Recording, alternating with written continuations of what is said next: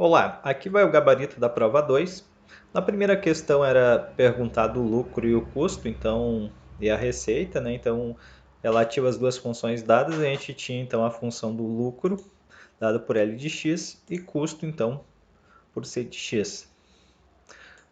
Na primeira questão, então, o custo para 8 unidades, então bastava substituir no lugar do x o 8.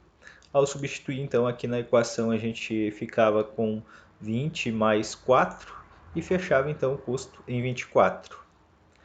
Repetir o procedimento para a expressão aqui que representa o lucro, substituindo, então, x por 8, fazia toda a troca, chegava, então, que o lucro era 38.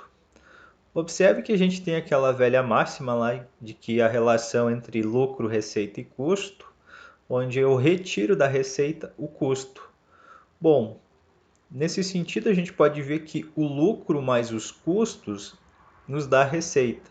Então, fazendo essa relação ali que a gente tinha obtido 38 relativo ao lucro, mais os 24 relativo ao custo, a gente chega em 62, que é a receita.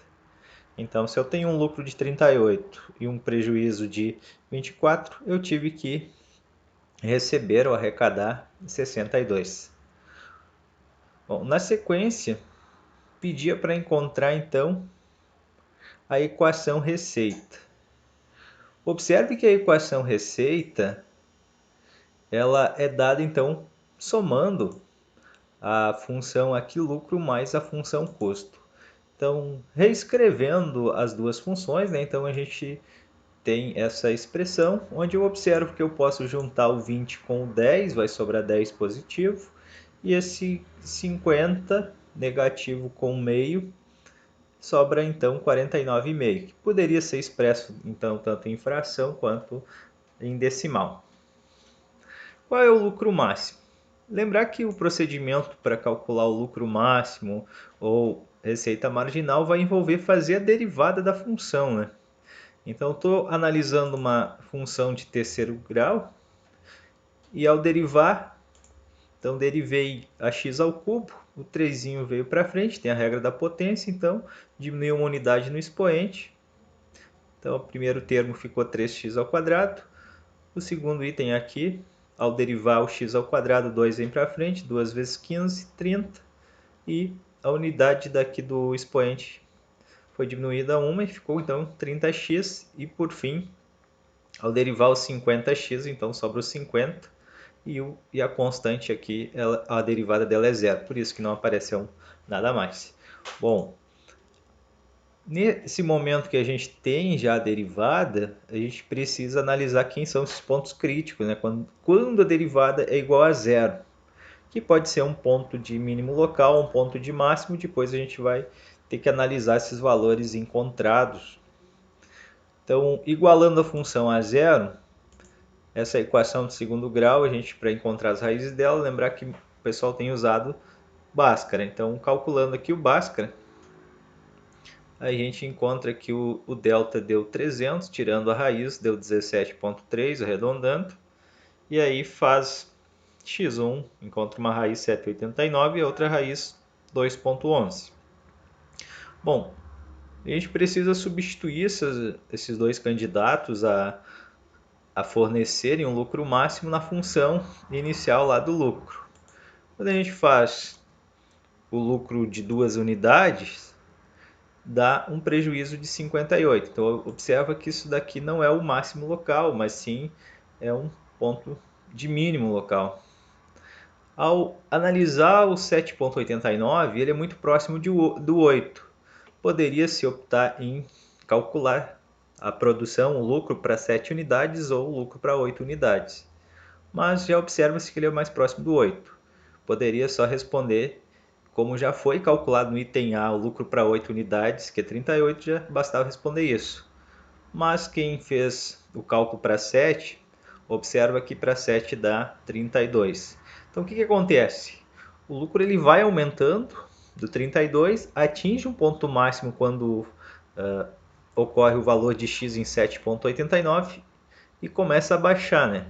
Como a gente tem uma produção, uma quantidade inteira, que é uma quantidade de de peças inteiras e unidades inteiras, então a gente opta pelo 8. O 8 é o que nos forneceu então esse lucro máximo, e o lucro máximo então é 38. E essa era a primeira questão. Indo para a segunda questão, a segunda questão então tem uma expressão que representa a receita. A função receita aqui representada por r de x também, uma função x ao cubo. Ao perguntar a receita marginal, então a gente precisa derivar. Pedir a receita marginal para 10 unidades significa pedir o valor da derivada quando x é 10. Então é importante organizar um pouquinho as contas para não se perder na substituição. Peguei ali a função,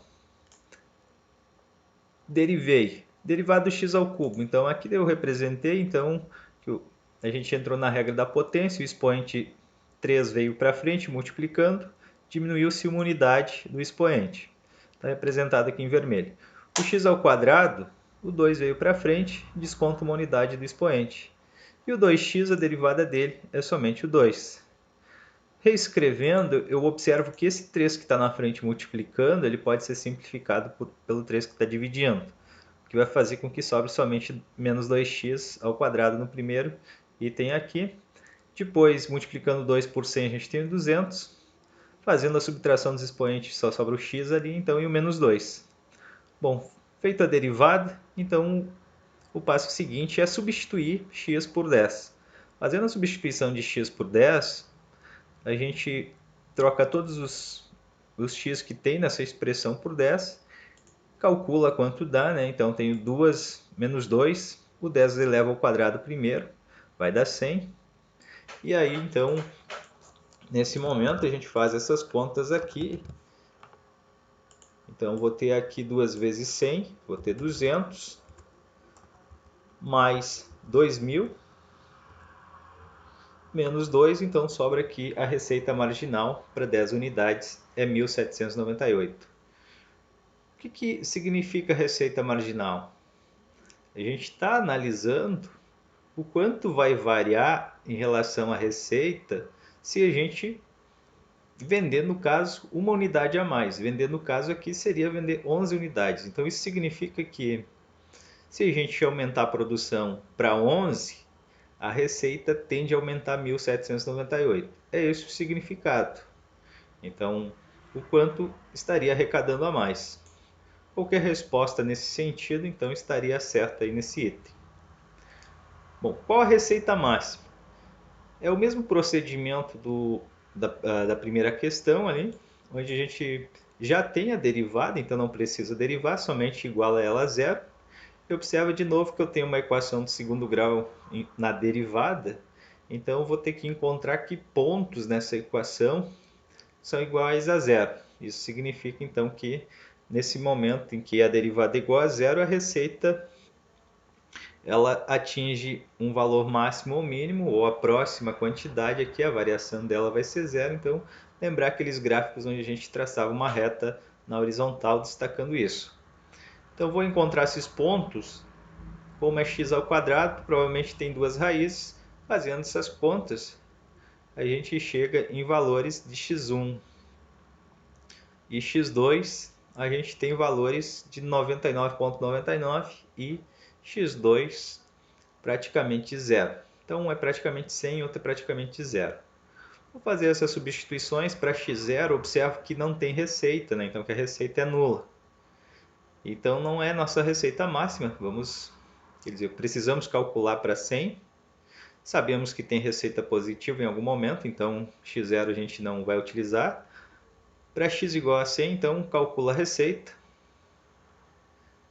Substituo então esse x lá na receita, na expressão da receita. Observe que não é na derivada, né? Eu estou querendo calcular qual é a receita total para 100 unidades, o quanto vamos arrecadar aqui com 100 unidades. Então faço a substituição nessa expressão inicial aqui que nos fornece o valor da receita total. Fazendo a substituição, a gente chega nesse número de 333 mil e alguma coisa. Então isso é a resposta, isso é a receita máxima. Feito, é isso. Bons estudos.